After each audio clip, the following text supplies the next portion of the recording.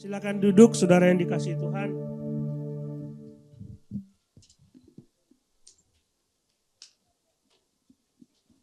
Saya mengapresiasi semua pekerja SEAL, mereka luar biasa. Beberapa hari, silakan tepuk tangan. Beberapa hari sebelum SEAL mereka sudah sibuk. Besoknya mau SEAL mereka masih ke gereja dan masih mempersiapkan segala sesuatu sampai malam. Hari pertama SEAL pun mereka masih bekerja dan semalam mereka pulang jam 12. Saya senang sekali karena ini kayaknya karena mereka sangat mengasihi Tuhan gitu ya. Sangat mengasihi Tuhan. Apalah artinya rasa capek sehari 2 hari dibanding dengan kasih Tuhan yang begitu luar biasa. Nah, saudara-saudara, anak-anak di sini sudah belajar selama 2 hari mengenai God's Masterpiece, karya Allah yang luar biasa. 2 hari mereka belajar di sebuah bengkel kreasi. Mereka belajar seni dan menghargai karya seni yang luar biasa. Dan kita akan melihat beberapa contoh karya seni yang saya akan tunjukkan kepada saudara berupa lukisan-lukisan yang luar biasa. Silakan, lihat ini lukisan yang pertama. Ini The Storm on the Sea of Galilee, jadi badai di Danau Galilea, karya Rembrandt. Ini sudah aslinya sudah begitu banyak rusak. Tetapi saudara lihat harganya 500 juta US. Itu bisa kalau kita dijual, kita punya ya, kita beli, kita mau bangun gereja, selesai sudah ya. Lukisannya udah mulai rusak sebenarnya. Ini kalau saya lihat ini kayaknya ini rekayasa dari ulang, rekayasa ulang. Lukisannya udah mulai rusak tapi karya Rembrandt harganya 500 juta US dollar. Mahal ya. Ya, silakan kalau mau lelang mungkin saudara mau beli 501 juta dolar. Mungkin nanti ada yang tambah lagi. Nah, lihat ke yang kedua. Ini mereka melihat lukisan-lukisan. Vincent van Gogh menulis dengan judul Starry Night. Malam penuh bintang. Harganya 70 sampai 100 US dollar, juta US dollar. Coba lihat ini lukisan apa? Saudara kalau ada lukisan kayak gini dibeli nggak, dijual di pasar? Saya rasa di pasar-pasar, di tempat-tempat kita itu banyak orang bisa melukis kayak gini. Saya lihat anak-anak tadi pameran lukisan mereka. Ada yang lukis pohon. Ada yang melukis pohon dengan imajinasi mereka. Tapi cara melukisnya aneh. Ini pohon abstrak. Saudara nggak tahu kalau 500 tahun kemudian itu laku mahal itu. Disimpan aja itu ya. Tapi ini lihat Vincent van Gogh. Saudara lihat ini lukisan apa? Nggak jelas. Tetapi yang buat dia mahal adalah siapa penulisnya, pelukisnya. Oke, next.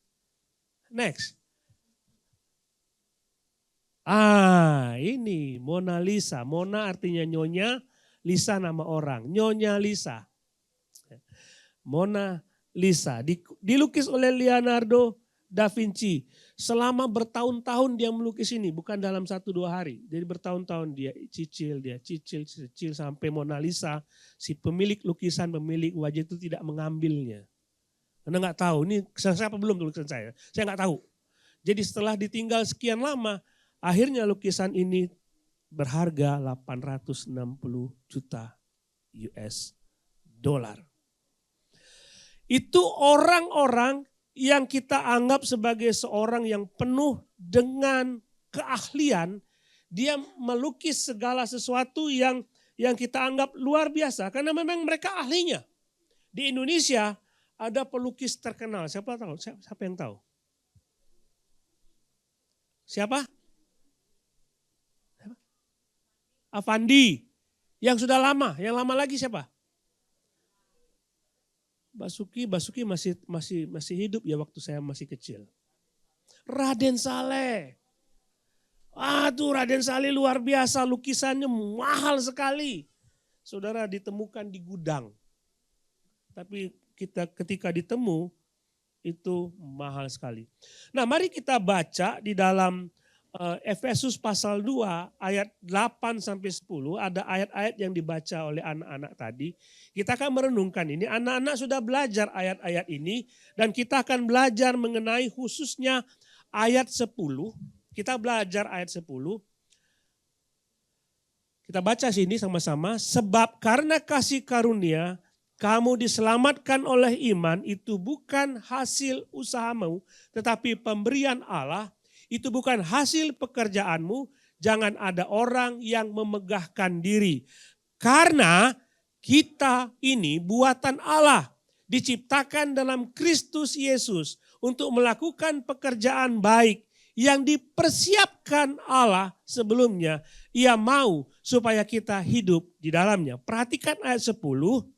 Ayat 10 dikatakan, karena kita buatan Allah. Kata buatan itu adalah mengandung kata masterpiece, karya yang luar biasa. Tadi kita melihat sebuah karya lukisan yang dibuat oleh Vincent van Gogh. Kita bisa melihat lukisan yang dibuat oleh Leonardo da Vinci, Rembrandt. Mereka melukis dengan luar biasa dan kita mengatakan mereka ahlinya.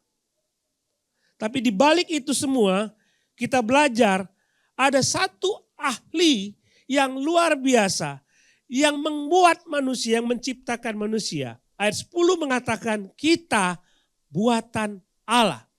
Nah, bahasa aslinya itu adalah bentuk puisi. Saudara, orang-orang Yunani pada waktu menghargai puisi. Begitu puisi itu bagus, dia mengatakan ini karya seorang ahli. Begitu Paulus menggunakan kata itu, kita ini seperti puisi Allah. Dia mengatakan kita ini seperti masterpiece-nya Tuhan. Karya Tuhan yang luar biasa yang tidak ada harganya. Tidak ternilai harganya. Ini sama. Jadi kalau kita melihat bahwa pelukis-pelukis itu membuat sebuah karya yang luar biasa. Saudara kan pernah pergi ke puncak gunung, ke pantai atau kemanapun juga. Dan saudara kan pasti terkagum-kagum. Sungguh luar biasa Allah kita. Mau gak mau? Mulut saudara akan mengucapkan, my God is great. Luar biasa Allah kita. Saudara mengagumi ciptaan Tuhan yang luar biasa. Alam semesta, saudara melihat langit. Saudara pernah lihat meteor jatuh bang rame-rame? Pernah lihat bintang yang begitu luar biasa? Di Jakarta kita tidak lihat. Tapi waktu kita pergi ke daerah, tempat yang tidak ada cahaya, kita dengan mudah melihat bintang. Kita bisa melihat Venus dengan luar biasa. Dan pada saat itu kita terkagum-kagum. Allahku luar biasa. Kita mengagumi itu. Tapi di balik semua ciptaan Tuhan. Baik itu gunung, bukit, lembah, sungai, pantai, pulau, bintang, bulan, dan segala macam galaksi itu. Ada masterpiece ilahi yang luar biasa yang hanya kepada manusia dia sebut sebagai masterpiece ilahi. Manusia, kita, saudara, dan saya adalah masterpiece Allah. Dan kata ini saudara, coba kita lihat dalam Roma pasal 1 ayat 2. Dia mengatakan sebab apa yang tak nampak daripadanya, yaitu kekuatannya yang kekal, keilahiannya dapat nampak kepada pikiran dan karyanya. Allah itu luar biasa, dia punya karya yang bukan biasa. Manusia kalau melihat alam ciptaan ini tidak bisa mengatakan Allah itu tidak luar biasa. Pasti terkagum dengan luar biasa bahwa seluruh bumi dan alam semesta ini diciptakan oleh Tuhan termasuk saudara dan saya. Bahkan saudara diciptakan lebih indah dari segala macam ciptaan lainnya. Kami kemarin belajar tentang keledai. Anak-anak kita belajar keledai kemarin. Benar enggak? Kita belajar tentang keledai. Banyak sekali fakta tentang keledai. Salah satu fakta tentang keledai adalah keledai bisa mengingat 25 tahun kejadian yang lalu. Kejadian 25 tahun lalu. Saudara ingat nggak kejadian tahun lalu di Jakarta? Luar biasa itu keledai. Keledai itu dianggap binatang yang pandai sekali. Dan dia bisa mengangkat beban lebih kuat dari kuda kalau kuda seukuran dia. Kita kagumi begitu keledai, tapi kita bukan keledai. Ada yang mengaku, aku sama dengan keledai, nggak mungkin. Kita menganggap keledai itu adalah binatang yang dungu. Walaupun dia 25 tahun yang lalu dia bisa ingat, tapi dia tidak sepandai kita. Sudah pernah melihat gajah melukis di Taman Safari? Ada gajah melukis. Bentuknya hampir sama, atas bawah, atas bawah, atas bawah, atas bawah. Warnanya saja beda. Coba kalau dia melukis sesuatu yang lain dia tidak bisa. Saudara melihat lumba-lumba bisa berhitung. 2 tambah 2 berapa? Dia bisa 4 kali bunyikan sesuatu. Dia bilang 4. Tapi kalau saudara mengajar mereka lumba-lumba trigonometri, mampus saudara. Mereka itu memang ciptaan Tuhan, tapi manusia luar biasa. Manusia luar biasa. Daud mengatakan, kejadianku waktu aku dikandung ibu adalah sesuatu yang dahsyat dan ajaib. Saudara luar biasa. Karena Tuhan pelukis. Tadi kalau kita melihat Rembrandt melukis, dia melukis dan mengatakan ini pasti karya. Apapun bentuk lukisan Rembrandt, orang pasti mengatakan ini luar biasa. Walaupun saya bisa melukis mungkin lukisan yang sama, bentuknya sama, warnanya yang sama. Lukisan saya mungkin tidak dihargai. Tapi Rembrandt dihargai. Begitu Tuhan menciptakan saudara, dia bilang sungguh amat baik. Waktu dia menciptakan manusia, hanya kepada manusia disebutkan sungguh amat baik. Kepada yang lain tidak disebutkan, cuma baik saja. Tapi waktu dia menciptakan saudara, dia mengatakan sungguh amat baik. Nah, kalau demikian, masalahnya adalah banyak orang mengatakan bahwa bagaimana mungkin aku dianggap sebagai ciptaan karya Tuhan yang luar biasa? Apakah Tuhan tidak tahu kepahitan dalam hidupku? Apakah Tuhan tidak tahu bagaimana aku dilahirkan? Apakah Tuhan tidak tahu bagaimana keluargaku berantakan? Aku berada di tengah keluarga yang bapakku entah ke di mana. Papa mamaku cerai. Aku tidak tahu masa depanku. Aku tidak tahu nanti aku akan jadi apa. Aku orang berdosa. Apakah Tuhan tidak tahu itu? Bagaimana dia menganggap bahwa aku adalah seorang yang tidak ada gunanya. Kenapa dia masih menganggap aku sebagai sebuah karya masterpiece ilahi? Bagaimana dia bisa menganggapku sebagai karya yang indah? Sementara hidupku berantakan.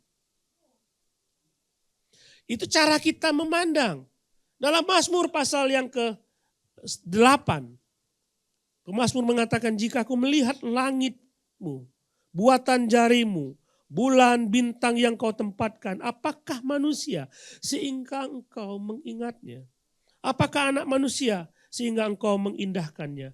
Engkau membuatnya hampir sama seperti Allah. Dan telah memahkotai dia dengan kemuliaan. Saudara, Alkitab mengatakan Allah menciptakan makhluk hidup. Dia menciptakan malaikat. Dia menciptakan binatang. Segala macam makhluk hidup dia ciptakan. Cuma ada satu makhluk hidup yang ditebus oleh Tuhan dengan mati di atas kayu salib. Siapa dia? Manusia. Dia tidak mati buat malaikat. Dia tidak mati buat binatang. Dia mati buat saudara. Untuk saudara ditebus. Kalau ada suatu barang yang begitu luar biasa dan layak untuk dimiliki, seseorang pasti akan menjual sebuah miliknya untuk memiliki barang itu. Dan harga yang dibayar oleh Yesus untuk memiliki saudara adalah dengan darahnya.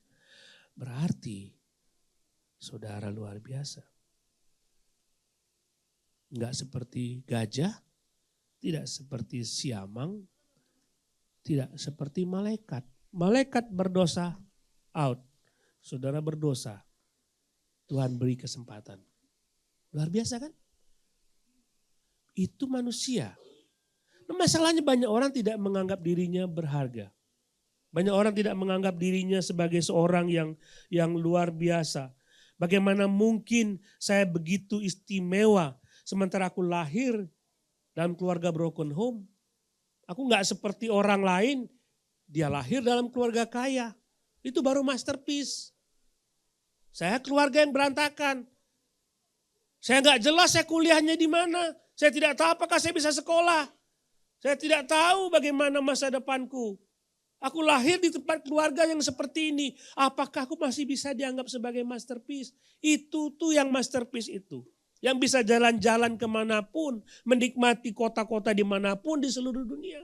Itu yang disebut masterpiece. Karena dia ditempatkan di tempat yang luar biasa. Karena keluarganya hebat. Saudara, ada suatu lukisan. Saya ingin mengajak saudara melihat self-portrait of Pietro Bellotti. Self-portrait of Pietro Bellotti. Ini Pietro Bellotti. Dia melukis dirinya sendiri. Harga lukisan itu 2,9 miliar. Tapi ditemukan di tempat sampah. Waktu seseorang menemukan lukisan ini, dia tidak mengatakan lukisan ini ada di tempat sampah. Artinya lukisan ini tidak ada artinya. Jelek. Tapi begitu orang tahu siapa yang melukis, mereka mengambilnya dan menjualnya dengan harga mahal. Saudara, baik tidaknya saudara, bukan ditentukan di mana saudara lahir, di keluarga apa saudara lahir.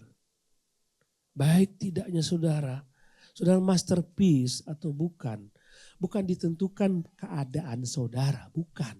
Tapi ditentukan siapa yang menciptakan saudara.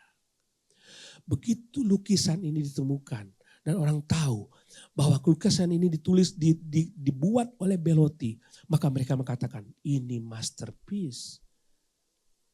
Jadi jangan lihat, saya lahir di keluarga broken home, saya lahir di keluarga yang berantakan, saya tidak jelas masa depan saya miskin, saya tidak ada artinya, saya cacat mungkin. Enggak indah, enggak ganteng seperti orang lain. Bukan itu yang menentukan saudara berharga atau tidak. Tapi siapa yang buat saudara? Begitu Tuhan menemukan, ini buatanku, maka ini berharga. Banyak orang merasa hidupnya sudah kacau, lalu mereka meninggalkan segala sesuatu. Mengatakan aku tidak berharga di mata Tuhan, lalu mereka bunuh diri. Kenapa itu bisa terjadi? Kenapa orang tidak menyadari bahwa dia adalah ciptaan Tuhan yang begitu luar biasa? Karena dia belum mengetahui siapa penciptanya. Dia belum tahu siapa penciptanya. Satu kali Yesus sedang berjalan-jalan dengan murid-muridnya dalam Yohanes pasal 9. Dia bertemu dengan seorang buta. Lalu murid-muridnya bertanya kepada Yesus, siapa yang berdosa, orang tuanya atau orang ini sehingga dia dilahirkan dalam keadaan buta? Kalau orang lahir dalam keadaan buta, apakah pantas disebut sebagai masterpiece? Orang mengecapnya demikian, enggak. Ada sesuatu dosa yang ada dalam diri orang ini sehingga dia tidak bisa dianggap sebagai masterpiece. Tapi Tuhan tidak melihat itu. Tuhan mengatakan bukan dia, bukan orang tuanya. Tapi harus ada karya Allah dinyatakan di dalam dirinya. Dan itulah sebabnya dalam bagian kedua Rasul Paulus berkata kita ini buatan Allah lalu diciptakan dalam Yesus Kristus. Lihat, kata pertama adalah kita dibuat. Apa bedanya dengan diciptakan dalam Yesus Kristus? Diciptakan artinya proses manusia secara umum diciptakan oleh Allah. Dan semua manusia diciptakan oleh Allah secara umum. Tapi tidak semua orang diciptakan di dalam Yesus Kristus. Mengerti? Semua manusia adalah ciptaan Allah, bukan proses evolusi. Jangan percaya kakekku seorang monyet, jangan percaya. Jangan percaya ya. Ada teman saya bilang, kamu percaya kakekmu monyet, teori evolusi? Saya percaya, ya saya ngerti lah, mirip-mirip lah mukanya ya. Tidak ada yang percaya, kita jangan percaya, kita diciptakan oleh Tuhan. Kita diciptakan oleh Tuhan. Itu yang pertama. Yang kedua, harus diciptakan di dalam Yesus. Kenapa? Tidak semua orang diciptakan dalam Yesus Kristus. Karena di dalam ayat sebelumnya, Paulus bercerita mengenai ayat 8 dan 9. Dia bicara mengenai sebab karena kasih karunia kamu diselamatkan oleh iman. Itu bukan hasil usahamu tetapi pemberian Allah. Itu bukan hasil pekerjaanmu. Jangan ada orang yang memegahkan diri. Dia bicara mengenai gini. Manusia kan itu masterpiece ilahi. Diciptakan luar biasa. Sehingga mereka berpikir dengan luar biasa. Mereka punya kehendak bebas lalu menciptakan cara mereka sendiri bagaimana bisa mendekatkan diri kepada Tuhan. Bisa mendekatkan diri kepada Tuhan. Lalu mereka berbuat baik, mereka beramal supaya mereka bisa datang kepada Tuhan. Dalam ayat 8 dan 9, kita ini buatan Allah. Ayat 10 mengatakan, Allah yang terlibat di dalamnya.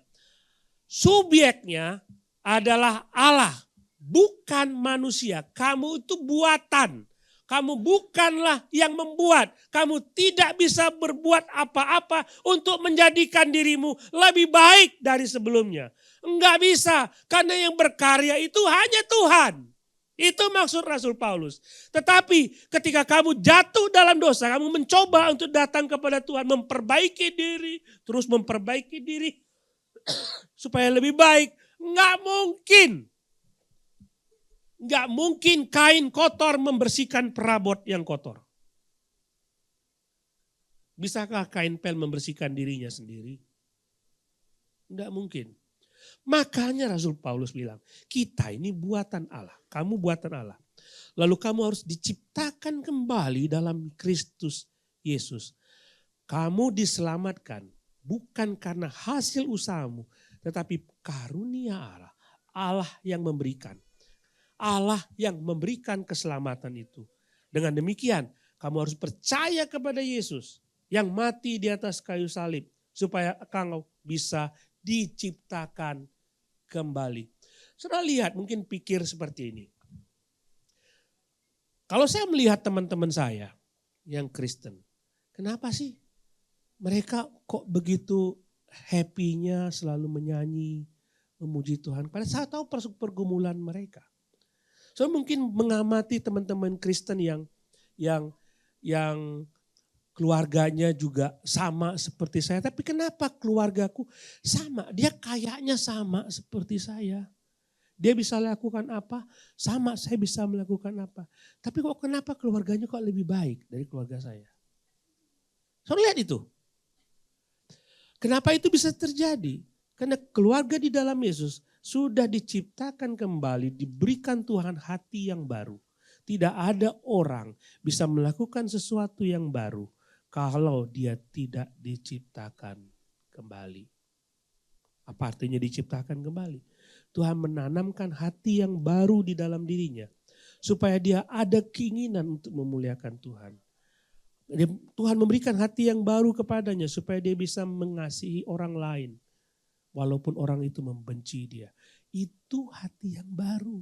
Itulah sebabnya Yesus berkata kepada Nikodemus, engkau harus dilahirkan kembali. Kalau engkau tidak dilahirkan kembali tidak mungkin. Engkau sama seperti buatan Allah yang lain.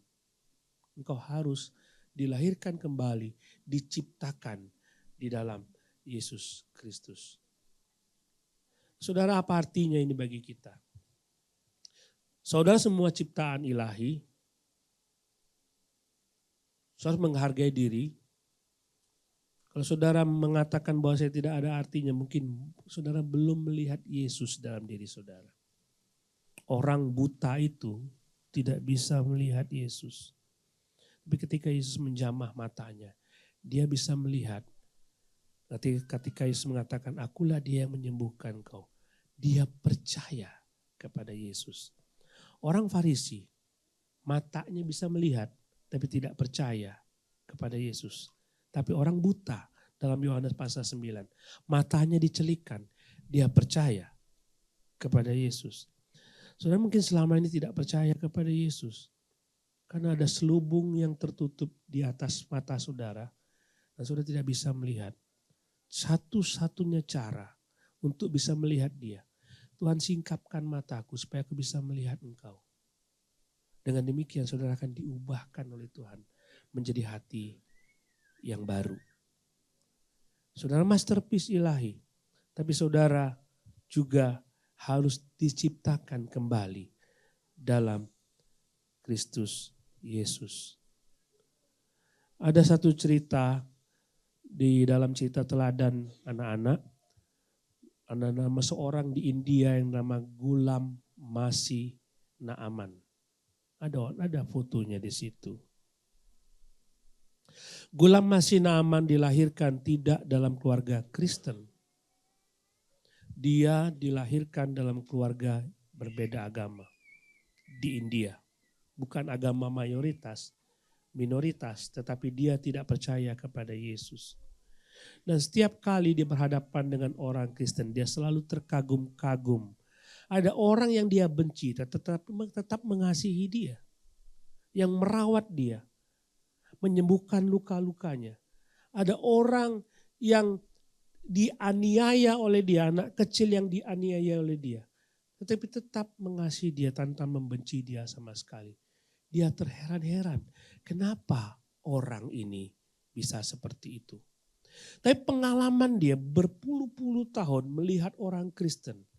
Dipakai oleh Tuhan untuk membentuk dia. Udahlah, sekarang kamu sudah melihat begitu banyak contoh. Kamu sudah melihat begitu banyak kesaksian tentang orang-orang Kristen yang begitu luar biasa yang mengasihi engkau. Kamu ingin diubahkan sama seperti mereka. Kamu harus membuka selubung matamu dan percaya kepada Yesus. Dia pergi ke seorang pendeta.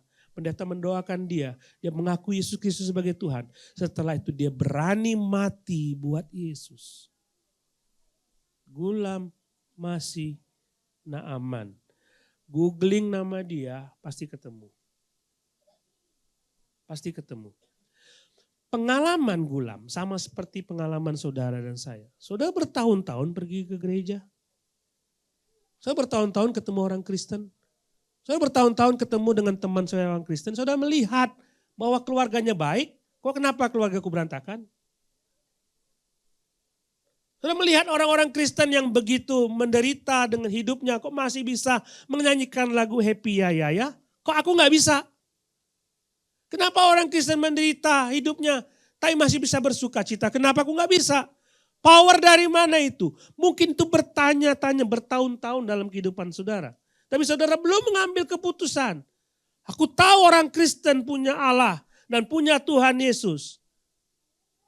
Aku ingin seperti tapi saudara belum melangkah. Berat sekali untuk percaya kepada Yesus. Bertahun-tahun Ghulam hidup seperti itu. Tanpa arah. Karena dia belum diciptakan baru dalam Yesus. Mungkin ada di antara saudara seperti itu saat ini. Mungkin ada di antara saudara bertahun-tahun melihat orang Kristen seperti itu. Tapi kok aku ingin melangkah, mendekat kepada Tuhan, diubahkan, aku ingin percaya kepada Tuhan. This is the time. Ini saatnya saudara mengambil keputusan itu untuk percaya kepada Yesus. Aku ingin diubahkan. Aku ingin menjadi seperti orang Kristen yang lain. Saudara adalah masterpiece ilahi, tapi belum lengkap kalau saudara tidak diciptakan baru di dalam Kristus Yesus. Di akhir khotbah ini, saya ingin menantang saudara. Kalau saudara mau terima Yesus, saudara boleh maju ke depan. Saya akan mendoakan saudara.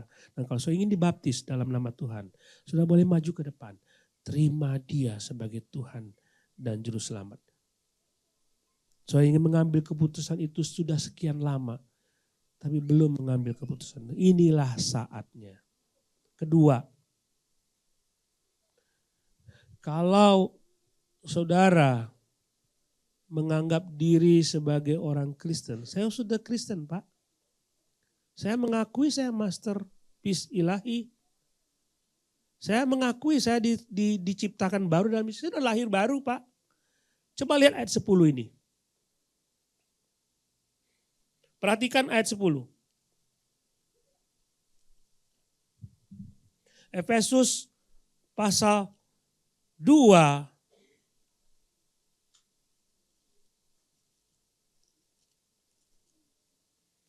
ayat 10. Karena kita ini buatan Allah, diciptakan dalam Kristus Yesus untuk melakukan pekerjaan baik yang dipersiapkan Allah sebelumnya. Lihat, untuk melakukan pekerjaan baik. Orang Kristen hanya berhenti sampai di situ. Aku sudah lahir baru Pak? Aku sudah diciptakan baru? Sudah. Tapi do nothing for God.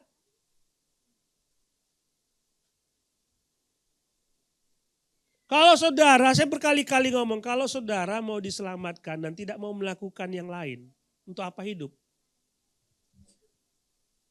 Saya pernah mengkhotbahkan ini. Kalau saudara mengatakan, tujuan saya percaya kepada Yesus hanya untuk diselamatkan, titik. Sudah selamat, dibaptis, sudah yakin masuk surga, udah mati saja. Karena tidak ada yang lain bisa dilakukan. Tapi Tuhan mengatakan untuk melakukan perbuatan baik. Layani Tuhanmu. Dan dia menganggap engkau berharga.